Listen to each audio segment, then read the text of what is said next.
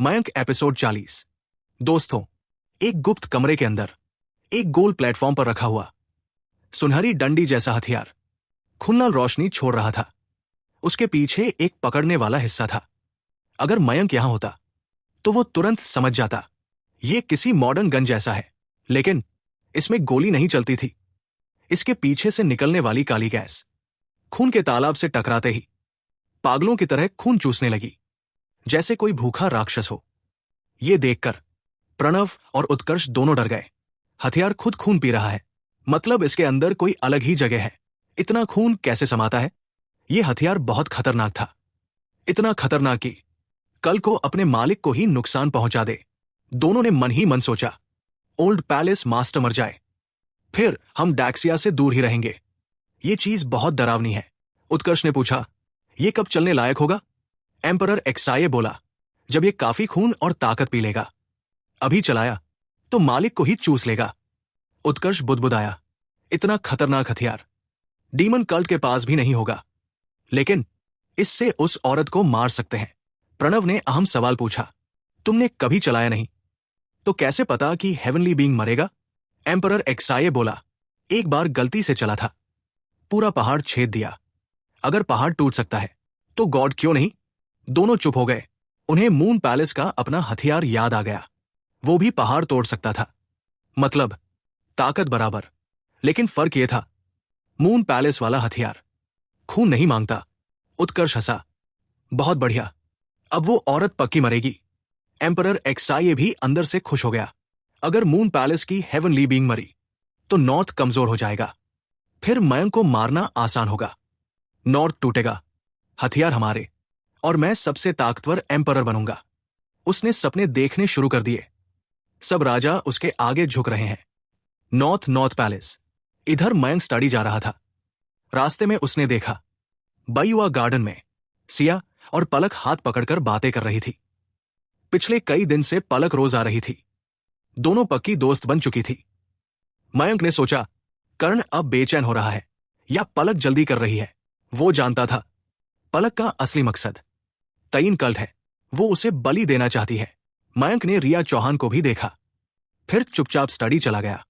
पलक की सोच। पलक ने भी मयंक को देखा। मन में सोचा, वो मुझे देख रहा है, मतलब इंटरेस्ट है। मुझे उसके साथ अकेले रहना होगा, तभी जहर दे सकूंगी। लेकिन समस्या ये थी, मयंक बहुत बिजी रहता, दिन भर स्टडी में। ये देखकर पलक को इज्जत भी हुई। ये आदमी सिर्फ औरतों में नहीं डूबा, एम्बिशन भी है। मन ही मन बोली, ऐसे आदमी को मारना और मजेदार होगा। सिया ने पूछा, सिस्टर एक्सुई, क्या हुआ? पलक चौंकी, कुछ नहीं, बस सोच रही थी। फिर बोली, सिस्टर सिया, मेरे साथ कुछ डांसर्स आई है, हस्बैंड उन्हें नहीं देखता, मयंक को दे दूं? सिया हंसी, प्रिंस को हर लड़की पसंद नहीं आती, उसे आपकी जैसी सुंदर चाहिए। पलक मुस्कराई, मैं तो बेकार हो चुकी, वो मुझे क्यों चाहेगा? अगर पसंद नहीं तो सब हटा दूंगी। सिया बोली, 2 दिन में ले आना, मैं देख लूंगी। पलक बोली, ठीक है।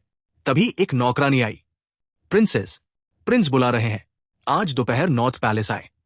जरूरी बात है। यह सुनकर पलक चौंक गई। क्या मयंक मदद करने वाला है? दोस्तों, इस चैप्टर में कहानी और भी ज्यादा इमोशनल और रहस्यमयी हो जाती है। यहां प्यार, शक, मजबूरी और साजिश सब एक साथ दिखाई देते हैं। पलक की जल्दी वापसी। दासी की बात सुनते ही पलक ज्यादा देर प्रिंस मैंशन में नहीं रुकी। वो तुरंत उठी और सीधा लू मैंशन लौट गई। वहां जाकर उसने कर्ण ठाकुर से कहा, मयंक आपसे मिलना चाहता है। ये सुनते ही कर्ण ठाकुर खुश हो गया। उसने सोचा, लगता है उसने फैसला कर लिया है, अब मेरी मदद करेगा। दोपहर बाईवा गार्डन में बातचीत। दोपहर को नॉर्थ पैलेस के बाईवा गार्डन में मयंक और कर्ण ठाकुर आमने सामने बैठे थे। मयंक ने चाय डाली और बोला, भैया, मैंने कई दिन सोचा, आप सही थे। पिताजी बुरे लोगों के बहकावे में हैं। मैं चुप नहीं रह सकता, इसलिए मैं हेयांग काउंटी पर कब्जा करने में आपकी मदद करूंगा और सामान भी दूंगा। कर्ण ठाकुर अंदर से बहुत खुश हुआ। धन्यवाद नाइन्थ ब्रदर, मैं वादा निभाऊंगा, बंधक वाली शर्त। मयंक आगे बोला, लेकिन आपका परिवार नॉर्थ में ही रहेगा। यह सुनते ही कर्ण ठाकुर समझ गया, ये मुझे बांध रहा है, पलक को हॉस्टेज बना रहा है। उसे गुस्सा आया, लेकिन मजबूरी थी। वो बोला, ठीक है, आप उनका ध्यान रखना। मयंक मुस्कुराया, चिंता मत कीजिए। करण ठाकुर के मन में शक आया, ये पलक पर नजर तो नहीं रखेगा? लेकिन फिर सोचा, राजगद्दी के लिए सब जायज है। सेना की योजना। करण ठाकुर ने पूछा, मदद कैसे करोगे? मयंक बोला, मेरी सेना पहले जाएगी।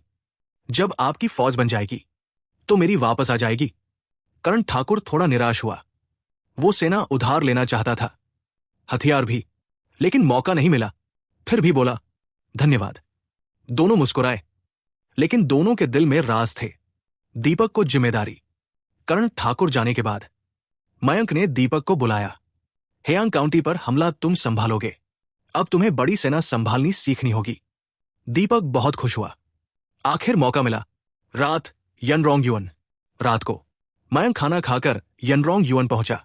वो राधिका से मिलना चाहता था, लेकिन श्रुति भी वही थी। मजबूरी में आना पड़ा। जब अंदर गया, श्रुति नहीं दिखी। उसने राहत की सांस ली। सीधे राधिका के कमरे गया, दरवाजा खोला।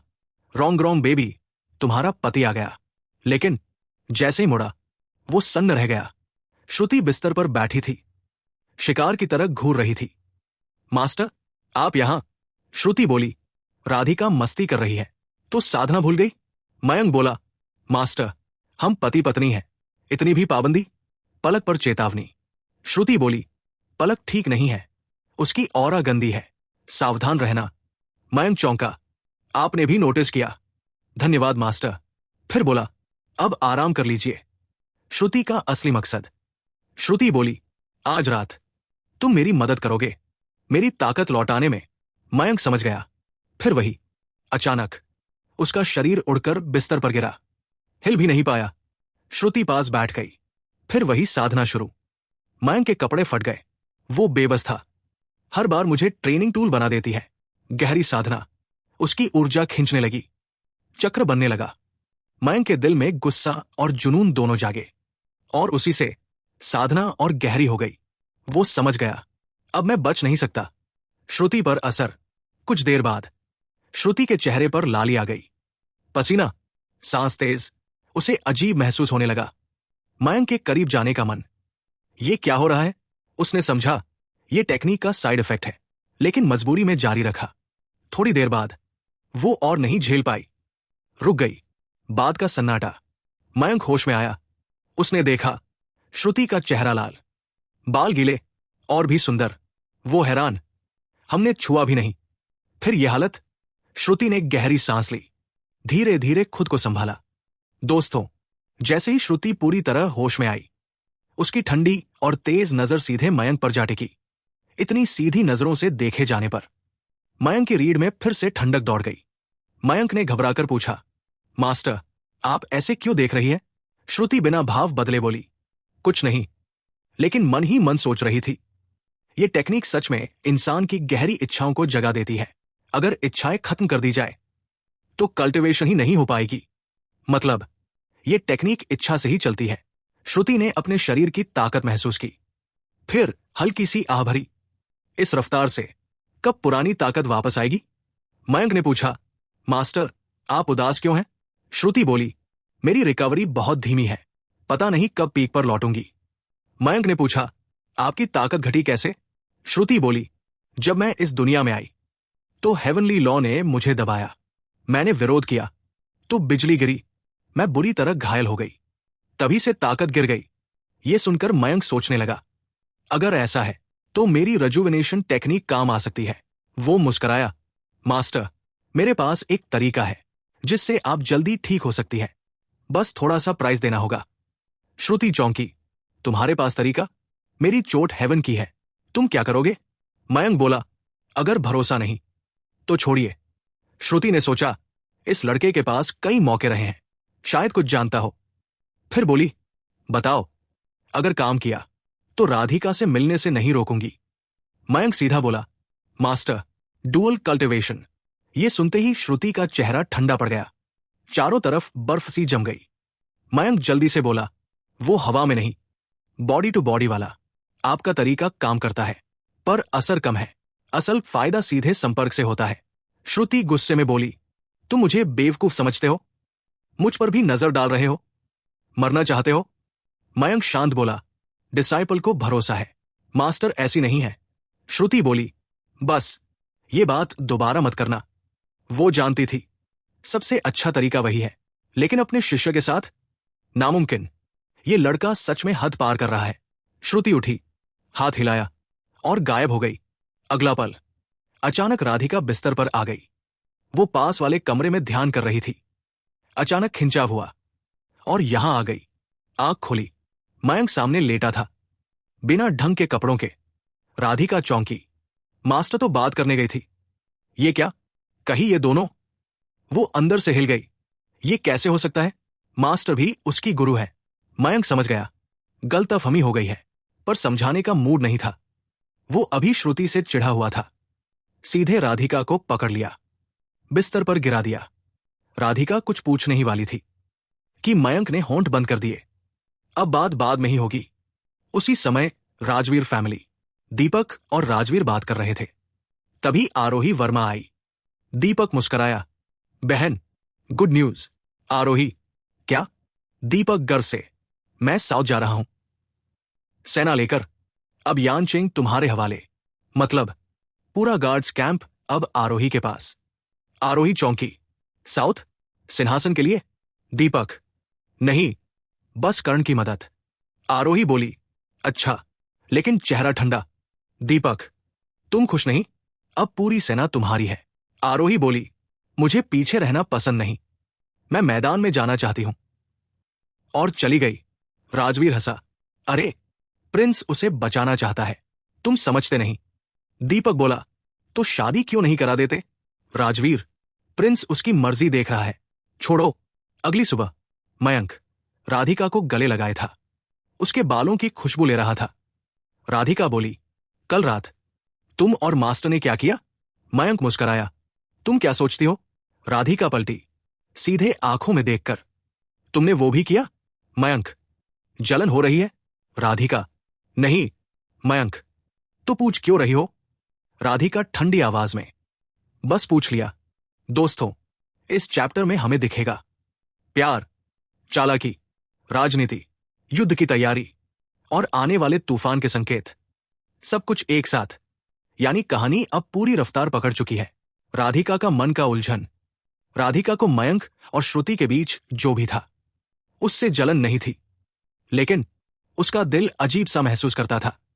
पहले वो रोशनी को मां जैसी मानती थी, लेकिन मयंक ने, तुम समझ ही गए, अब मास्टर के साथ भी ऐसा। ये आदमी सच में मर्यादा नहीं जानता। राधिका मन ही मन सोचती। मयंक की सफाई। मयंक मुस्कुराया, मैं कुछ करना चाहता था, लेकिन वो हेवनली बीइंग है, मेरे बस की नहीं। उसने बस मेरी बॉडी चेक की, हम निर्दोष है। राधिका को शक हुआ। सच में? उसने सीधे पूछा, तुम्हारे मन में मास्टर के लिए गलत सोच नहीं? मयंक बोला, गलत सोच क्या होती है? सब कुछ गंदा ही लगता है क्या? राधिका चुप रही। उसे लग रहा था मयंक के साथ रहते रहते वो खुद बदल रही है। रोज शरारत, रोज मस्ती, ऐसे चला तो मैं बिगड़ जाऊंगी। डुअल कल्टिवेशन की बात। मयंक ने उसके बाल ठीक किए और बोला, अगर मास्टर को जल्दी ताकत चाहिए तो मेरे साथ प्रैक्टिस सबसे अच्छा है। राधिका चौंक गई, मुझे पता था, तुम मास्टर पर भी नजर रखते हो। मयंक हंसा, उसकी भलाई के लिए है। राधिका समझ गई, ये बस बहाना है। फिर बोली, अगर हिम्मत है तो करो, वो हेवनली बीइंग है। मयंक मन में बोला, जल्द ही मैं भी बनूंगा, तब देखेंगे। दक्षिण की ओर कूच। कुछ दिन बाद मयंक ने खुद करण ठाकुर और दीपक को दक्षिण भेजा। ट्रेन से 2 लाख सैनिक रवाना हुए। करण ठाकुर ट्रेन देखकर दंग। तोपे, स्टील का दानव, तेज रफ्तार, इतनी ताकत। उसने सोचा, नॉर्थ सच में अलग दुनिया है। पलक भी भूल गई कि उसे रोना था। वो भी ट्रेन घूरती रह गई। क्या ये देवताओं की चीज है? उसके मन में शक। मयंक के पीछे कोई इमॉर्टल है? मयंक की अंदरूनी खुशी। मयंक मुस्कुराया, इन लोगों के लिए ये सब बहुत एडवांस है। उसने कहा, भैया, कुछ चाहिए तो दीपक से कहना। करण ठाकुर बोला, धन्यवाद। पलक का नाटक। पलक रोने लगी, पति जी, अपना ध्यान रखना। मयंक मन में हंसा, वाह, क्या एक्टिंग है। करण ठाकुर बोला, लिंग लॉन्ग, जरूरत हो तो 9th ब्रदर से कहना। मयंक बोला, चिंता मत करो, मैं सब संभालूंगा। करण ठाकुर खुश हुआ। अब दिल को सुकून है। विदाई। ट्रेन आ गई। करण ठाकुर चढ़ गया। अगली बार मिलकर पिएंगे। मयंक बोला, जरूर। ट्रेन चली। पलक और जोर से रोने लगी, लगभग गिरने वाली थी। मयंक सोच रहा, अब देखो कब मेरे पास आएगी। राजधानी में हलचल। दीपक की सेना यूएन पहुंची। खबर राजधानी तक पहुंची। दरबार घबरा गया। नॉर्थ हमला करेगा। डैक्सिया पैलेस में दरबार सब्जी मंडी जैसा। सब शोर। एम्परर एक्साइए खांसने लगा। सब चुप। नॉर्थ की सेना के बारे में क्या सोचते हो? मिनिस्टर बोला, वो हेयांग काउंटी पर हमला करेगा। अगर बगावत करनी होती तो क्यूआई स्टेट जाता। ये घुमाकर हमला कर रहा है। एम्परर एक्साइए बोला, मयंक सच में अच्छा बेटा है। तभी north west emergency news. Messenger आया, सेना नदी पार करने वाली है। सब दंग। फिर शैडो गार्ड ने एम्परर एक्साइए को रिपोर्ट दी। पढ़ते ही उसका चेहरा काला पड़ गया। तो यही असली वजह थी। दोस्तों, एम्परर एक्साइए को बिल्कुल उम्मीद नहीं थी कि उसका बड़ा बेटा करण ठाकुर भागकर सीधे नॉर्थ किंगडम पहुंच जाएगा। इतना ही नहीं, वहां जाकर उसने मयंक से भी हाथ मिला लिया। मतलब दोनों अब मिलकर खेल खेल रहे थे। एम्परर एक्साइए समझ गया, मयंक का हेयांग काउंटी पर हमला अपने लिए नहीं था, बल्कि करण ठाकुर को मोहरा बनाकर कोर्ट की ताकत कम करना था। और मयंक पीछे बैठकर सब देख रहा था। शैडो गार्ड की रिपोर्ट देखकर ही एम्परर एक्साइए सब समझ गया। Imperial garden. मॉर्निंग कॉर्ट के बाद एम्परर एक्साइए सीधे गार्डन पहुंचा। वहां पहले से उत्कर्ष और प्रणव बैठे थे। उत्कर्ष हंसा, लगता है मयंक जल्द साउथ आएगा। एम्परर एक्साइए बोला, कैसे? वो तो करण को इस्तेमाल कर रहा है। उत्कर्ष बोला, मून पैलेस के सहारे। वो ज्यादा देर नहीं रुकेगा। पहले करण को मजबूत करेगा, कोर्ट को थकाएगा, फिर किंग किन के नाम पर हमला करेगा। जब करण राजधानी पहुंचेगा तभी मयंक भी आएगा। एम्परर एक्साइए ने सोचा, बात सही है।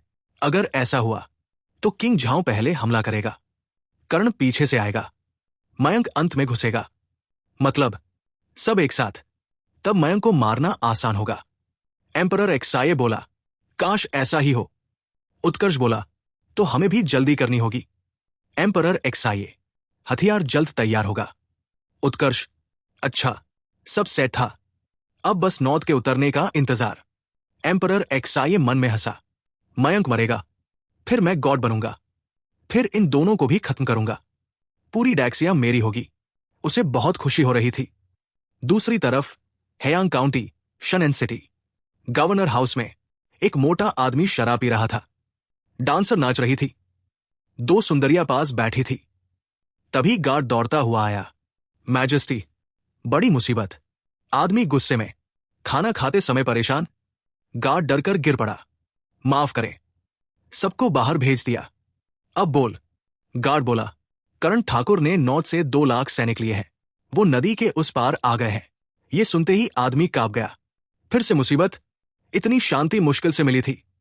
ये था लू योंग, किंग हुआई का बेटा, जिसने हेयांग पर कब्जा किया था। उसे लगा था कोर्ट कमजोर है, कोई कुछ नहीं करेगा। लेकिन अब नॉर्थ की सेना का नाम ही काफी था। बारबेरियंस हारे थे, दावो हारा था, तो ये कैसे टिकेगा? गार्ड बोला, मैजेस्टी सरेंडर कर ले। लू योंग चिल्लाया, पागल है? आराम की जिंदगी छोड़ दूं? बीच में नदी है, वही रोक देंगे, कोई पार नहीं आएगा। जनरल्स बुलाओ। सब इकट्ठा हुए। सबको लगा नदी है, सेफ है। क्वानपिंग रिवर, यूपिंग साइड। नॉर्थ की सेना तोपे लगा रही थी। करण ठाकुर नदी देखकर परेशान था। इतनी चौड़ी नदी कैसे पार करेंगे? दीपक से पूछा, जनरल क्या प्लान है? तभी सोल्जर आया, नाव तैयार है। दीपक बोला, 3 दिन में पार हो जाएंगे। असल में दीपक को तोपों पर भरोसा था। तोपों की रेंज नदी से भी लंबी थी। कवर मिलेगा। कर्ण समझ नहीं पाया, पर चुप रहा। दीपक ने टेलीस्कोप निकाला। देखा, दुश्मन डिफेंसेस बना रहा था। उसने कर्ण को दिया। देखिए। कर्ण ने देखा, दूसरा किनारा पास जैसा दिख रहा था। मन में बोला, ये चीज तो कमाल है, जासूसी के लिए परफेक्ट। दोस्तों, इस चैप्टर में पहली बार कर्ण ठाकुर को समझ में आता है कि असली ताकत क्या होती है, असली युद्ध कैसा होता है और नॉर्थ किंगडम कितना खतरनाक है। यानी आज उसकी सारी गलतफहमियां टूट जाती हैं। करण ठाकुर का मन का सवाल। करण ठाकुर सोच रहा था, मयंक को तो सब बेकार समझते थे, फिर नॉर्थ आकर ये सब कैसे बना लिया? इतनी ठंडी और गरीब जगह में इतनी खतरनाक चीजें कैसे बन गई? अगर पिताजी ने इसे साउथ में भेजा होता तो ये अब तक आसमान छू रहा होता। वो यही सोच ही रहा था कि दीपक बोला, योर हाइनेस, कल हमला करें? करण ठाकुर ने दूरबीन हटाकर पूछा। पक्का? दीपक बोला, 3 दिन में जीत लेंगे। करण ठाकुर मन में हंसा। 3 दिन? इतनी मजबूत दीवारें हैं। लेकिन चुप रहा। अगली सुबह हमला। अगली सुबह ड्रम की आवाज से करण ठाकुर की नींद टूटी। क्या हुआ? गार्ड बोला। दीपक ने हमला शुरू कर दिया। करण ठाकुर नाराज हुआ। मुझसे पूछे बिना? फिर भी कुछ नहीं बोला। सीधे मोर्चे पर गया। तोपों का कहर। जैसे ही पहुंचा, धड़ाम, तोपें गरजने लगी। धरती हिलने लगी। सीना कांपने लगा। उसने दूरबीन से देखा। लोहे के गोले फट रहे थे। सैनिक हवा में उड़ रहे थे। ये कैसी ताकत है? ये तो ग्रैंड मास्टर से भी ज्यादा है। वो समझ गया, अब पुरानी सेनाएं बेकार हैं। नदी पार, थोड़ी देर में नॉर्थ की नावें आई। छोटी तोपों से हमला। जो बचे थे सब खत्म। 30 मिनट में सब साफ। दूसरी तरफ झंडा लग गया। करण ठाकुर जमीन पर बैठ गया। अंदर का डर। उसे खुशी होनी चाहिए थी, लेकिन डर लग रहा था। अगर कभी मयंक मुझ पर हमला करे तो मैं कैसे बचूंगा? 1 घंटे में शहर गिर गया। राजधानी तो महीने में गिर जाएगी। उसका दिल कांप गया। शिविर में वापसी। गार्ड बोले, हाइनेस, ठीक है? वो जैसे होश में आया, मुझे उठाओ। उसे तंबू में ले गए। वो अंदर से टूट चुका था। दीपक की रिपोर्ट। दीपक रिपोर्ट देने आया, लेकिन गार्ड ने रोका। हाइनेस बीमार है, आप आगे बढ़िए। दीपक ने सिर झुकाया। समझ गया। शनन सिटी में हड़कंप। 1 दिन बाद शनन सिटी में लू यो मजे कर रहा था। तभी जनरल घुसे। खतरा है। एल्डेस्ट प्रिंस आ गया। लू यो डर से कांप गया। कैसे? नदी थी ना। सब घबरा गए। धोखा और मौत। एक जनरल बोला, नॉर्थ की ताकत देख ली, अब हार तय है। दूसरा बोला, चलो सरेंडर करें। लू यो चिल्लाया, हां, हार मान लेते हैं। लेकिन सबने उसे घूरा। अचानक तलवार निकली और लू योंग और मे जी मारे गए। वो मरते समय सोच रहा था, यही लोग मुझे राजा बना रहे थे और आज मुझे मार रहे हैं। दोस्तों, हेयांग काउंटी की लड़ाई खत्म होते ही लू यो मारा गया। उसके आदमियों ने उसका कटा हुआ सिर लेकर नॉर्थ की सेना के सामने सरेंडर कर दिया। दीपक को पूरा हेयांग काउंटी जीतने में आधा महीना भी नहीं लगा। करण ठाकुर का हाल। हालांकि करण ठाकुर अपने टेंट में ही रहता था, लेकिन उसे सब पता था बाहर क्या हो रहा है। पहले दिन से ही उसे पता था लू योंग का अंत तय है। नॉर्थ की तोपों के सामने कोई टिक नहीं सकता। दीपक जब जीत कर लौटा तो करण के टेंट के बाहर बोला, योर हाइनेस, हेयांग जीत लिया गया है, अब आगे क्या करें? अंदर से करण खांसने लगा। गार्ड बोला, जनरल, अभी तबीयत ठीक नहीं। दीपक चला गया। कुछ दिन बाद करण ठीक हुआ। उसने लू योंग के लोगों को नहीं मारा। हालांकि उसे पता था ये लोग भरोसे लायक नहीं, लेकिन मजबूरी थी। उसके पास लोग कम थे। नॉर्थ की सेना उसकी नहीं थी। वो लौट जाएगी। उसे अपनी सेना बनानी थी। अब करण और भी बेचैन हो गया। तोपे देखकर समझ गया, बिना ताकत कुछ नहीं होगा। शनन सिटी में ऐलान। करण ने घोषणा कर दी, देश में गद्दार है। एम्परर को धोखा दिया गया है। मैं डैक्सिया को बचाऊंगा। नॉर्थ चलो, किंग की सेवा करो। ये नारा लगते ही कई ताकतें उसके साथ आ गई। लोग समझ गए, इसके पीछे मयंक है। खबर कैपिटल पहुंची। एम्परर एक्साइए खुश हो गया।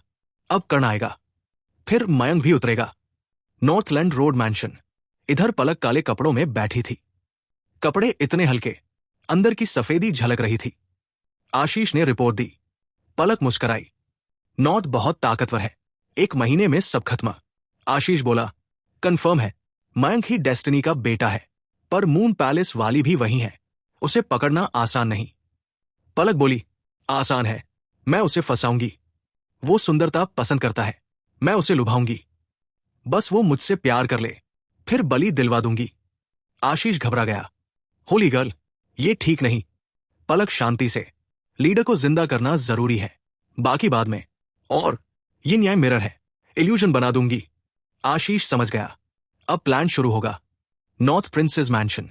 आरोही पवेलियन में बैठी थी। रिपोर्ट पढ़कर आह भरी। जिया बोली, प्रिंस नहीं आए इसलिए? आरोही गुस्से में, मैं ऐसी नहीं हूं। फिर रिपोर्ट दिखाई, हेयांग की खबर। आरोही बोली, तो देखिए कभी। जिया, प्रिंस सतर्क रहता है। आरोही, अगर मैं कहूं तो? जिया, मान जाएगा। आरोही सोच में पड़ गई। तभी आवाज आई, तोप देखनी है? आज मौका है। दोस्तों, इस चैप्टर में हमें देखने को मिलता है हल्की जलन, शरारत, नॉर्थ की असली ताकत और आरोही मयंक के बीच गहरी समझ। यानी प्यार और राजनीति दोनों साथ साथ चल रहे हैं। मयंक की अचानक एंट्री। जैसे ही आदमी की आवाज आई, आरोही और जिया दोनों ने एक साथ दरवाजे की तरफ देखा। और देखा, लगभग आधे महीने बाद वही बदमाश मयंक आराम से अंदर आ रहा था। वो सीधा आरोही के पास बैठा और बिना झिझक कमर में हाथ डाल दिया। आरोही मुस्कुराई। प्रिंस मयंक बहुत बिजी रहते हैं। आधे महीने बाद दर्शन हुए। मयंक हंसा, मेरी गलती है, काम बहुत था। आरोही बोली, देश का राजा बार बार माफी मांगे तो इस्त कम नहीं होती? मयंक बोला, इस्त बाहर वालों के लिए होती है। मून पैलेस की बात। आरोही बोली, सुना है मून पैलेस की मास्टर आई थी। इतने दिन बिस्तर पर मीटिंग चल रही थी क्या? मयंक ने जिया की तरफ देखा। एक्सयूयर, खट्टा खट्टा स्मेल आ रही। जिया बोली, बहुत तेज खट्टा है। आरोही ने मुंह बनाया। अच्छा, तोपे दिखाने का वादा सच है? मयंक बोला, बिल्कुल, आज ले चलूंगा। दोनों खुश हो गई। कर्ण ठाकुर का सवाल। आरोही बोली, आप कर्ण ठाकुर को ताकत दे रहे हैं, डर नहीं लगता वो पलट जाएगा? मयंक मुस्कुराया, डर होता तो मदद ही नहीं करता। आरोही बोली, कहीं वो हथियार चुरा न ले। मयंक ने आरोही को पास खींचा। लगता है अब तुम्हें नॉर्थ की चिंता होने लगी है। आरोही बोली, मैं नहीं चाहती और युद्ध हो। मयंक हंसा, तुम बहुत सॉफ्ट हो। ट्रेन से आर्टिलरी कैंप। तीनों ट्रेन से गए। आरोही हैरान, इतनी शानदार ट्रेन, अंदर बिस्तर भी था। उसके दिमाग में कुछ और ही चलने लगा। मयंक बोला, आज ट्रेन में ही सोएंगे। दोनों लाल हो गई। तोपों की आवाज, दूर से धड़ाम धड़ाम, बिजली जैसी आवाज। आरोही बोली, ये तोपे हैं? मयंक, हां, भरोसे का सवाल। आरोही बोली, हम दुश्मन देश से हैं, आप हमें ये सब दिखा रहे? मयंक हंसा, इतनी दूर आ गए, अब नाटक क्यों? Training ground. जैसे ही पहुंचे, सैनिक लाइन में खड़े हो गए। प्रिंस अमर रहे। मयंक बोला, ट्रेनिंग जारी रखो, असली ताकत। तोप चली, मिट्टी उड़ गई, गड्ढे बन गए। आरोही सन, ये तो ग्रैंड मास्टर से भी खतरनाक है। आम आदमी भी इतना शक्तिशाली, ये हथियार दुनिया बदल देंगे। जिया भी सोच में पड़ गई। देव कभी नहीं जीत पाएगा। जिया का डर, अगर मुझे आजादी मिली तो मैं क्या करूंगी? उसका मन उलझ गया। मयंक की पेशकश। मयंक बोला, खुद चलाकर देखोगी? आरोही चौंकी, इतना भरोसा? डर नहीं कि मैं सब समझ जाऊं? दोस्तों, जब मयंक कुछ बोलने ही वाला था, तभी आरोही ने आगे कहा, कोई जरूरत नहीं है, मैंने खुद देख लिया है कि ये तोपे चलाना इतना मुश्किल नहीं है। असल में दुश्मन को मारने वाली चीज तो ये लोहे की गोलियां है। मयंक ने देखा कि आरोही को ज्यादा दिलचस्पी नहीं है, तो मुस्कुराकर बोला, अगर तुम्हें इसमें मजा नहीं आ रहा तो चलो बाकी सैनिकों की ट्रेनिंग भी दिखा देता हूं। फिर मयंक दोनों लड़कियों को बाकी ट्रेनिंग ग्राउंड पर ले गया। पूरा दोपहर घूमने के बाद आरोही को समझ आ गया कि नॉर्थ की सेना सिर्फ हथियारों में ही नहीं, डिसिप्लिन में भी बहुत आगे है। हर सिपाही आदेश मानता है, कोई बहस नहीं, कोई ढील नहीं। ये देखकर आरोही हैरान रह गई। मन ही मन सोची, इतना रंगीन मिजाज आदमी और इतनी सख्त अनुशासन वाली सेना। शाम का सफर ट्रेन में। शाम होते ही मयंक, आरोही और जिया को लेकर ट्रेन में लौट आया। आज चांद बहुत सुंदर था। चांदनी खिड़की से अंदर आ रही थी। सबके चेहरे चमक रहे थे। दूसरे डिब्बे में टेबल पहले से सजी हुई थी। खाना, मोमबत्तियां, सब तैयार। आरोही थोड़ा कंफ्यूज हो गई। ये सब क्यों? मयंक मुस्कराया, बैठो, खाना खाओ। तीनों ने खाना शुरू किया। महल का खाना सच में शानदार था। आरोही बोली, तुम रोज अपनी बीवियों के साथ खाना खाते हो, आज उनके पास क्यों नहीं गए? मयंक शांति से बोला, आज तुम्हें बाहर घुमाने लाया था तो टाइम नहीं मिला। आरोही हंसते हुए बोली, ट्रेन इतनी तेज है, अभी चाहो तो पहुंच सकते हो। उसे लगने लगा ये आदमी कुछ न कुछ प्लान कर रहा है। मयंक बोला, काफी दिन से तुम्हारे साथ डिनर नहीं किया, आज उसकी भरपाई है। जिया बीच में बोली, प्रिंस, कुछ खास बात है ना? मयंक मुस्कराया, आज हमारी क्वीन का बर्थडे है। ये सुनकर आरोही चौंक गई। आज मेरा बर्थडे? उसे खुद याद नहीं था, पर मयंक को याद था। दिल में हल्की सी गर्माहट हुई। मन ही मन सोची, ये सच में मुझे याद रखता है। Birthday surprise. डिनर के बाद मेड दोनों को नहलाने ले गई, नए कपड़े पहनाए। आरोही पहले डिब्बे में लौटी, सीधे बेड पर लेट गई। अब आओ। मयंक हंस पड़ा, आज क्वीन ज्यादा जल्दी में है। तभी लाइट बंद हुई। एक ट्रॉली अंदर आई, उसमें अजीब सा केक था। मेड बोली, हैप्पी बर्थडे क्वीन। मयंक बोला, नॉर्थ में बर्थडे पर केक काटते हैं। आरोही और जिया हैरान, केक? फिर आरोही को चाकू दिया गया। मेड बोली, काटिए। आरोही बोली, ये कैसी रस्म है? मयंक हंसा, आज से जान गई। आरोही ने केक काटा, सबको दिया गया। पहला कौर मुंह में डाला, इतना मीठा, पहली बार ऐसा स्वाद चखा था। आरोही खुश होकर बोली, बहुत स्वादिष्ट है। मयंक मुस्कराया, अभी और बाकी है। आतिशबाजी। अचानक धूम, आसमान में रंगीन रोशनी फट पड़ी, तारों जैसी चमक बरसने लगी। पूरा डिब्बा रोशन हो गया। आरोही और जिया बस देखते रह गए। उनके चेहरे पर रोशनी पड़ रही थी, बहुत खूबसूरत लग रहे थे। कुछ देर बाद मयंक ने धीरे से पूछा, क्वीन को पसंद आया? दोस्तों, इस चैप्टर में हमें देखने को मिलता है आरोही की झिझक, मयंक की चालाकी, प्यार और तकरार, और अचानक आया बड़ा बदलाव, यानी romance plus power plus twist, सब कुछ एक साथ। आरोही की शर्म और ताना। मयंक की आवाज सुनते ही आरोही होश में आई। आसमान में चल रही आतिशबाजी की रोशनी में उसका चेहरा हल्का लाल हो गया। आरोही बोली, मुझे लगा था कि तुम्हें बस लड़कियों से शरारत करना आता है, लेकिन ये तरीका भी जानते हो जिससे लड़कियां खुश हो जाए।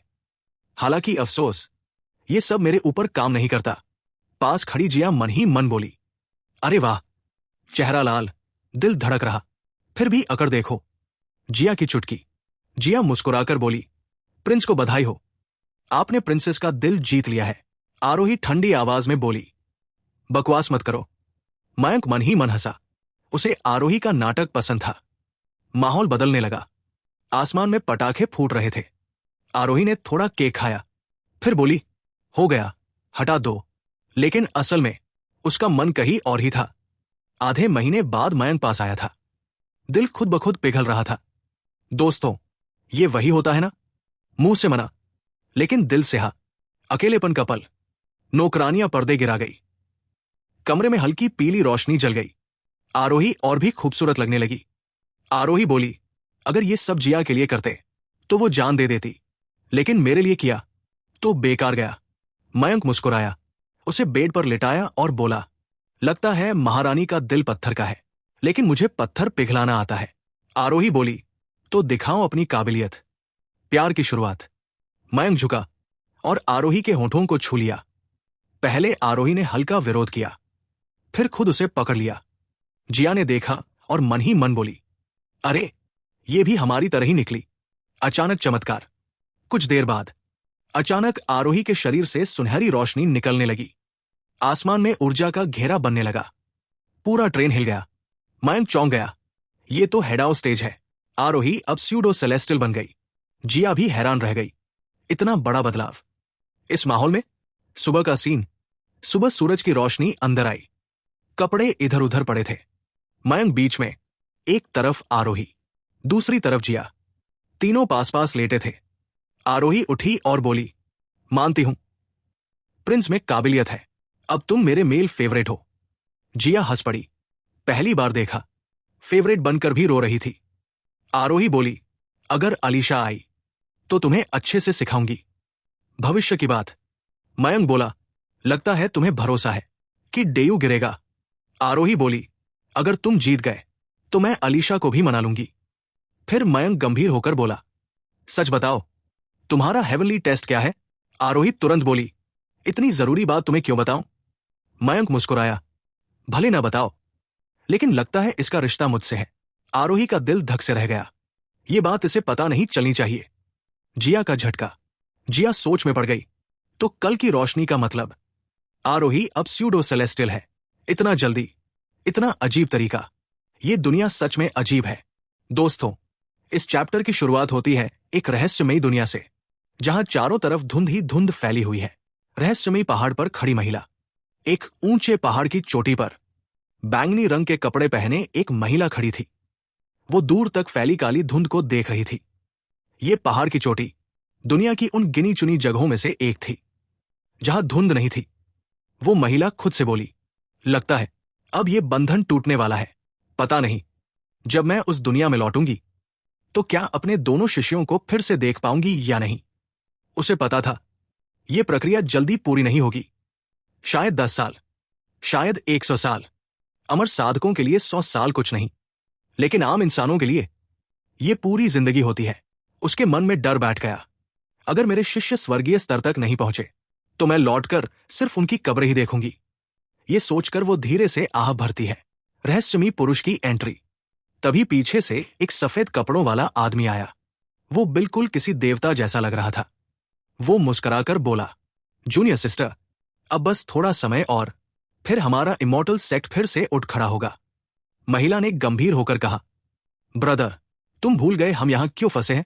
आदमी हंसते हुए बोला, क्योंकि हम कमजोर थे, अब मजबूत बनना होगा। एक दिन सब दुश्मनों को मिटा देंगे। महिला ने समझाया, कुछ बातें छोड़ देनी चाहिए। लेकिन आदमी गुस्से में बोला, तुम अब भी बहुत नरम दिल हो। नीचे की दुनिया के लोग बस कीड़े हैं, हमारे लिए वो सिर्फ ईंधन है। महिला ठंडी आवाज में बोली, तुम बदल गए हो। आदमी हंसा, हां, मैं बदल गया जब समझ आया कि हमारा गुरु हमें सिर्फ मोहरे समझता था। इतना कहकर वो गायब हो गया। महिला अकेली रह गई पहाड़ की चोटी पर। उत्तर पश्चिम की घास भूमि निशा। अब कहानी जाती है उत्तर पश्चिम की विशाल घास भूमि में। वहां एक बेहद खूबसूरत और आकर्षक महिला खड़ी थी। निशा। उसके कपड़े हल्के थे, जिससे उसका सौंदर्य और बढ़ रहा था। सारे सैनिक उसकी ओर खिंचे चले जाते थे, हालांकि वो उसकी क्रूरता जानते थे। एक जनरल आया। गॉडेस, ये रही नई जानकारी। निशा ने कागज देखा। वाह, अब ये लोग अच्छा कागज बनाने लगे हैं। पढ़ते हुए बोली, नॉर्थलैंड सच में खतरनाक हो गया है, पर कोई हथियार युद्धकठन को नहीं हरा सकता। जनरल बोला, सारे कबीले एक हो चुके हैं, बस आपका आदेश चाहिए। निशा ने पूछा, मेरी बताई ट्रेनिंग की? जनरल चुप हो गया। निशा बोली, इस हालत में तो तुम ब्लैक ड्रैगन किंगडम भी नहीं जीत पाओगे। किंग अपोकलिप्स भूल गए? फिर आदेश दिया, 5 साल में डेयू पर हमला करेंगे। जनरल खुश, यस गॉडेस। निशा ने दूर देखते हुए सोचा, बस नॉर्थलैंड रुकावट न बने। उसकी आंखों में दृढ़ता थी। कोई भी मुझे घर लौटने से नहीं रोक सकता। करण ठाकुर का बढ़ता साम्राज्य। दीपक की मदद से करण ठाकुर ने हेयांग काउंटी में पैर जमा लिया। धीरे धीरे 3 जिले उसके कब्जे में आ गए।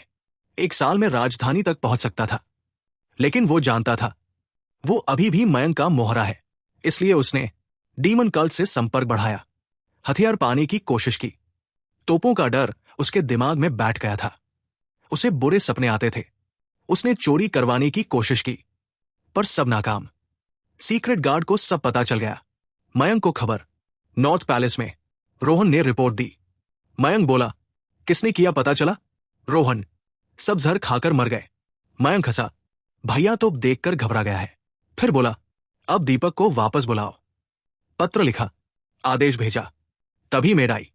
मैजेस्टी, पलक फिर आई है। मयंक मुस्कराया। लगता है अब वो करीब आना चाहती है। ठीक है, मौका देते हैं। रात होने लगी। दोस्तों, इस चैप्टर में हमें देखने को मिलता है सिया की थकान, मयंक की चालाकी, पलक को लेकर प्लान और पैलेस के कामों का बोझ, यानी romance plus politics plus planning सब एक साथ। फेंग्यू न्यूआ की रात। दोस्तों, आज मयंक राधिका के कमरे में नहीं गया। पहले वो रोज जाता था, जिससे श्रुति थोड़ा चिढ़ने लगी थी।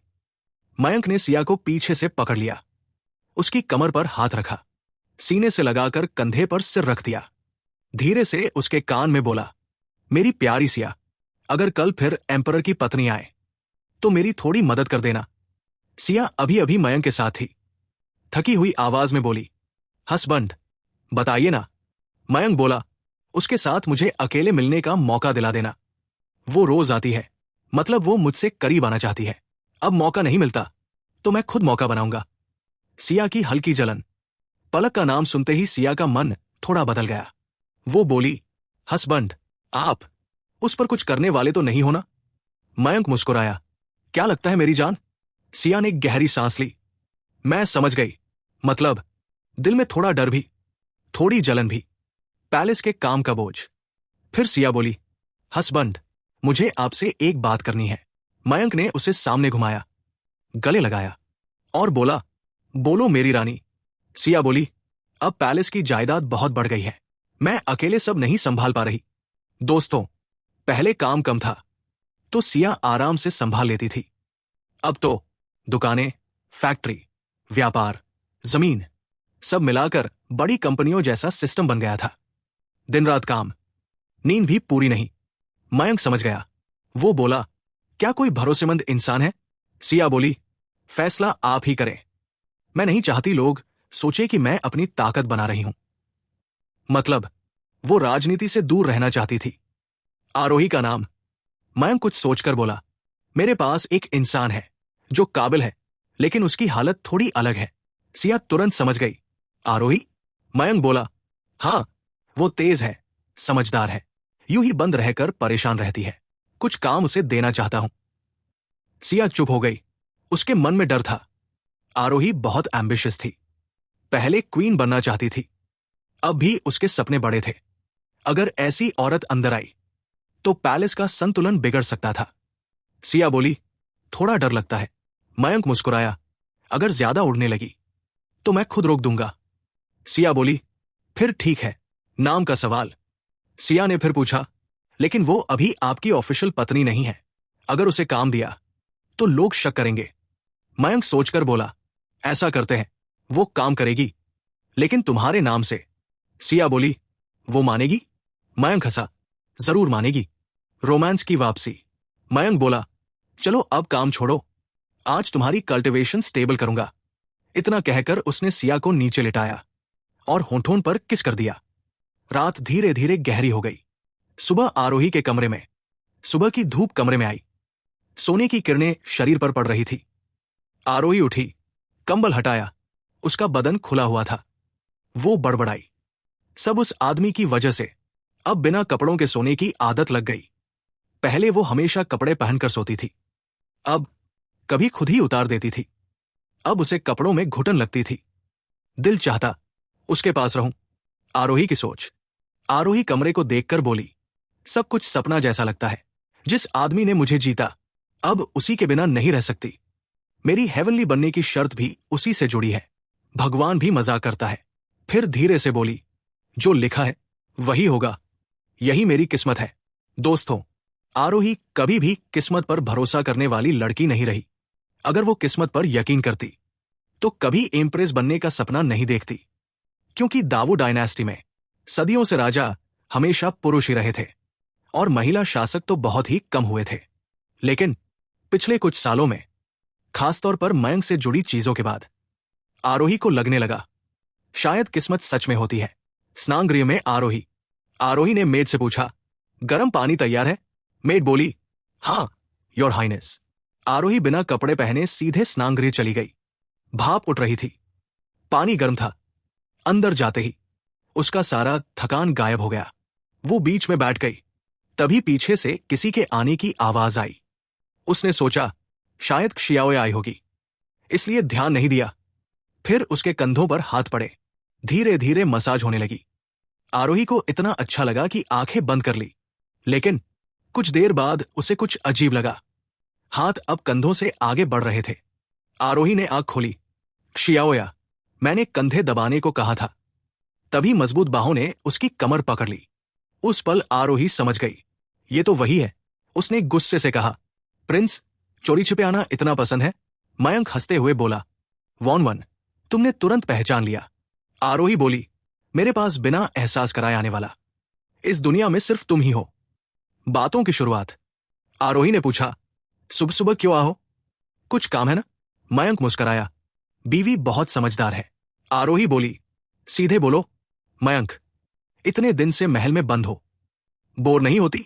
आरोही हंसी, ये तो तुम्हारा महल है, कहाँ जाऊं? बाहर जाकर हंगामा करूं? मयंक बोला, मैं तुम्हें काम दूं? ये सुनकर आरोही चौंक गई। काम देना मतलब? भरोसा करना। उसने पूछा, सच में? मयंक, हाँ, तुम प्रिंसेस की मदद करोगी महल के कारोबार में। आरोही का दिल तेज धड़कने लगा। उसे पता था यह बहुत बड़ी जिम्मेदारी है। उसने सोचा, क्या ये मुझे टेस्ट कर रहा है? उसने पूछा, आप मेरी परीक्षा ले रहे हो? मयंक, नहीं, मैं तुम्हें पिंजरे में बंद चिड़िया नहीं बनाना चाहता। आरोही, डर नहीं लगता कि मैं राज लीक कर दूं? मयंक शांत स्वर में बोला, यह तुम्हारे ऊपर है। मेरे साथ रहना है या धोखा देना है? अगर साथ रहना है तो मदद करो, अगर धोखा देना है तो कोशिश कर लो। आरोही हंस पड़ी। अब समझी, ये असली टेस्ट है, असली वजह। मयंक बोला, मुझे नहीं लगता तुम धोखा दोगी। आरोही, क्यों? मयंक, क्योंकि तुम्हारा हेवनली बीइंग बनने का टेस्ट मुझसे जुड़ा है। आरोही चौंक गई। अगर मेरी शर्त यह हो कि तुम्हें धोखा दूं? मयंक कुछ पल चुप रहा। फिर उसने सिस्टम से आरोही की जानकारी देखी। आरोही की सच्चाई, नेम आरोही, आइडेंटिटी प्रिंसेस दावू, मयंक की पत्नी, फेवरेबिलिटी 100, हेवनली टेस्ट, मयंक के 3 बच्चे पैदा करना। मयंक दंग रह गया। 3 बच्चे, बस यही शर्त? फिर उसे समझ आया, ये आसान नहीं है। स्यूडो सेलेस्टियल होने के बाद बच्चा होना बहुत मुश्किल होता है। मतलब ये हेवन की चाल है, उन्हें बार बार पास लाने की। राहत की सांस। अब मयंक को तसल्ली हो गई। आरोही धोखा नहीं देगी। आरोही ने हंसकर कहा, लगता है आप डर गए थे। मयंक उसके कान में बोला, सच कहूं, तुमने मुझे डरा दिया था। दोस्तों, इस चैप्टर में हमें देखने को मिलता है मयंक और आरोही की चालाक बहस, हेवनली बनने का रहस्य, पैलेस की जिम्मेदारी, पलक की अंदरूनी चाल, अकेलेपन की शिकायत, यानी romance plus mind game plus politics, सब एक साथ। आरोही और मयंक की बातचीत। मयंक की बात सुनकर आरोही बिना किसी भाव के बोली, जब आपको मुझ पर शक है तो फिर मुझे पैलेस की जायदाद क्यों सौंपना? किसी और को रख लीजिए। मयंक मुस्कुराया। पहले मुझे शक हुआ था, लेकिन फिर सोचा, जो हेडाउन स्टेज में होता है वो कभी अपना हेवनली टेस्ट दूसरों को नहीं बताता, क्योंकि बता दिया तो लोग रोक सकते हैं। तुमने खुद बताया, मतलब वो टेस्ट ऐसा नहीं है। आरोही समझ गई, मयंक ने उसकी झूठी बात पकड़ ली है, लेकिन फिर भी वो शांत रही। उसने सोचा, अब शक का बीज बो दिया है, पूरा भरोसा तो रहेगा नहीं। मयंक का बड़ा अंदाजा। मयंक आगे बोला, अगर तुम्हारा टेस्ट मुझे धोखा देना नहीं है और मुझसे जुड़ा है तो शायद तुम्हें मेरे बच्चे पैदा करने होंगे। ये सुनते ही आरोही अंदर से कांप गई। उसका शरीर सख्त हो गया। मयंक धीरे से कान में बोला, वन, इतनी घबराहट? लगता है मैं सही हूं। आरोही तुरंत बोली, बकवास, हेवनली टेस्ट इतना आसान कैसे हो सकता है? मयंक हंसा, एक बच्चा नहीं तो 2 या 3? ओह, समझ गया, 3 बच्चे। आरोही पूरी तरह चौंक गई, लेकिन फिर भी मानी नहीं। बात घुमाने की कोशिश। आरोही बोली, क्या आप बस यही पूछने आए थे? मयंक बोला, टॉपिक बदल रही हो? मतलब सही दिशा में हूं। आरोही गुस्से में बोली, अगर काम नहीं है तो जाइए। Morning exercise. मयंक मुस्कुराया, काम तो है, मॉर्निंग एक्सरसाइज। और फिर दोनों करीब आ गए। दोस्तों, समझ जाओ। कुछ देर बाद मयंक बोला, मैं तुम पर भरोसा करता हूं। कल से सिया के साथ मिलकर पैलेस संभालना। आरोही हैरान, सच में? मयंक बोला, तुम्हारी घबराहट सब बता देती है। आरोही चुप हो गई। अब झूठ बेकार था। आरोही की अंदरूनी सोच। बाथरूम से निकलकर आरोही शीशे के सामने बैठी, खुद को देखते हुए सोचने लगी, मैं पूरी तरह इस आदमी में फंस गई हूं। दिल भी, जिस्म भी, और अब तो मेरी हेवनली पावर भी उसी से जुड़ी है। ये आदमी इतना आसानी से कैसे समझ गया? इसके पास जरूर कोई राज है। फिर बोली, मेरी किस्मत ही खराब है। बहन की चिंता। आरोही को अपनी बहन याद आई। उसने सोचा, एक दिन वो भी इसी आदमी के पास आएगी। मून पैलेस भी नॉर्थ के साथ है। अगर युद्ध हुआ तो डेयू नहीं टिक पाएगा। उसने धीरे से सांस ली। उम्मीद है वो सब समझ पाएगी। दोपहर, पलक और सिया। दोपहर को पलक फिर नॉर्थ पैलेस आई। सिया के साथ पवेलियन में बैठी, दोनों हाथ पकड़े हुए थी। पलक उदास होकर बोली, इतने दिन हो गए, प्रिंस का कोई पता नहीं। लू मैंशन सुना लगता है। सिया ने समझाया, काम बहुत होगा, आप यहां आया कीजिए। पलक मुस्कुराई, आप न होती तो मैं अकेली पड़ जाती। फिर धीरे बोली, रात को कमरा खाली लगता है। शादी के बाद भी मैंने असली पत्नी जैसा जीवन नहीं जिया। अब फिर वो साउथ चला गया। विधवा जैसी जिंदगी बहुत दुख देती है। सिया हंसकर बोली, आप भी परेशान हैं। पलक बोली, मैं भी औरत हूं, मेरे भी जज्बात हैं। फिर पूछा, इतनी औरतें हैं फिर भी नाइन्थ ब्रदर आपके पास आता है ना? सिया मुस्कुराई, हां, अक्सर आता है। पलक ने आह भरी, काश मेरी किस्मत भी ऐसी होती। सिया बोली, ये जलने की बात नहीं है। पलक मासूम बनकर बोली, क्यों? दोस्तों, एक दिन सिया ने आह भरते हुए कहा, असल में सबसे बड़ी परेशानी यह है कि प्रिंस बहुत ज्यादा एनर्जेटिक है। जब भी वो मेरे कमरे में आते हैं तो मुझे इतना थका देते हैं कि जैसे जान ही निकल जाए। ये सुनकर पलक हैरान हो गई।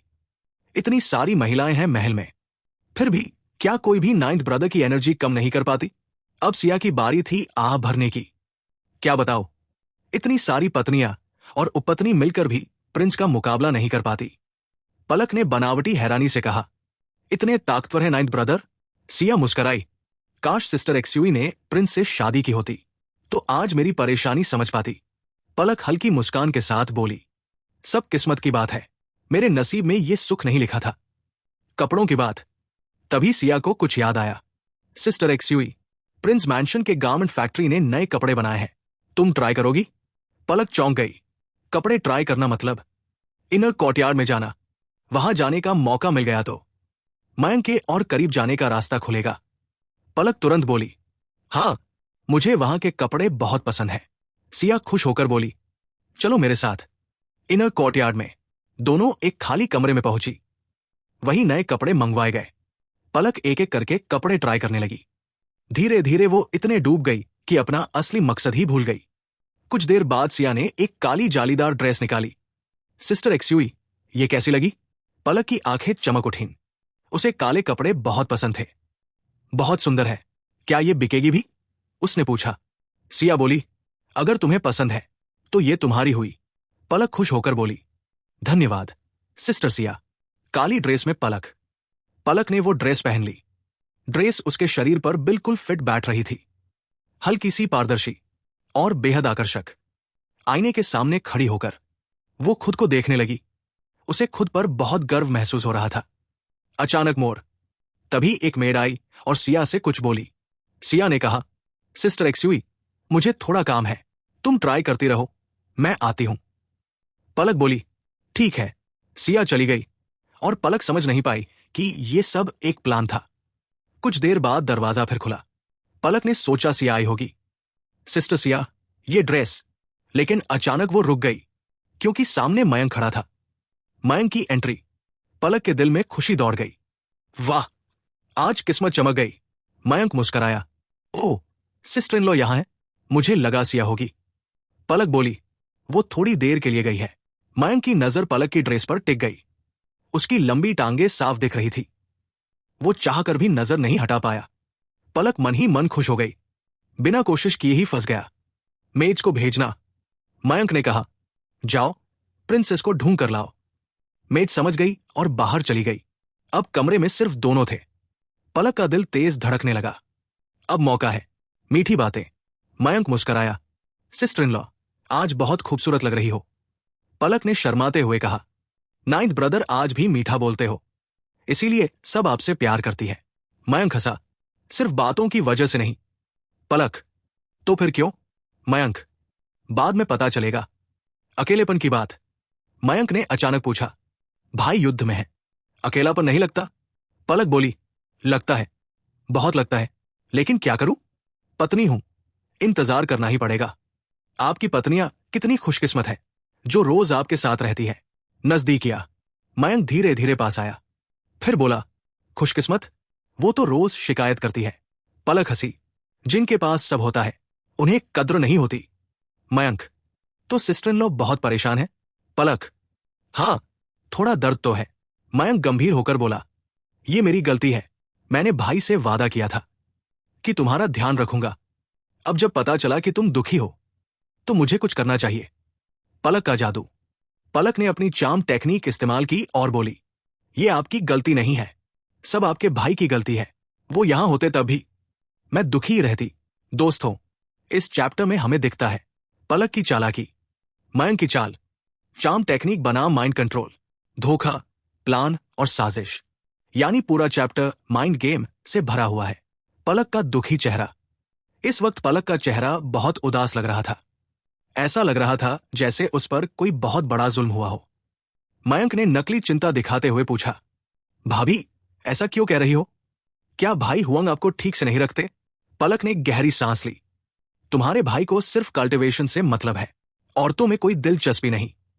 शादी के बाद से आज तक उन्होंने मुझे छुआ तक नहीं। नॉर्थ किंगडम में रहते हुए भी मैं विधवा जैसी जिंदगी जी रही हूं। मयंक का नाटक। मयंक ने हैरानी दिखाते हुए कहा, सच में? तो आप अभी तक शुद्ध हो? पलक बोली, हां। फिर उसने प्यार भरी नजरों से मयंक को देखा। सिया ने बताया, तुम भी वॉरियर हो। फिर इतना फर्क क्यों? वो इतने सालों से मेहनत करके भी आगे नहीं बढ़े, और तुम रोज मजे करते हुए भी उनसे आगे निकल गए। वो तो सच में बेकार है।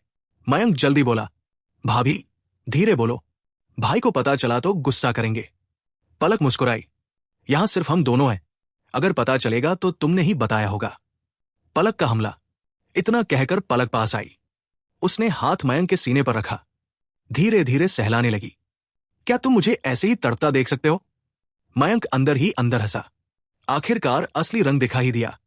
उसने एक कदम पीछे हटते हुए कहा, भाभी, ये क्या कर रही हो? पलक बोली, डर क्यों रहे हो? जब तक हम न बताए कोई नहीं जानेगा। और फिर उसने चार्म टेक्निक इस्तेमाल करना शुरू किया। जादुई असर। धीरे धीरे पलक और भी खूबसूरत लगने लगी। मयंक का दिल बेचैन होने लगा। अजीब अजीब ख्याल आने लगे। मयंक समझ गया, ये चार्म स्किल है, मेरे ऊपर इस्तेमाल कर रही है, लेकिन उसे मजा आ रहा था।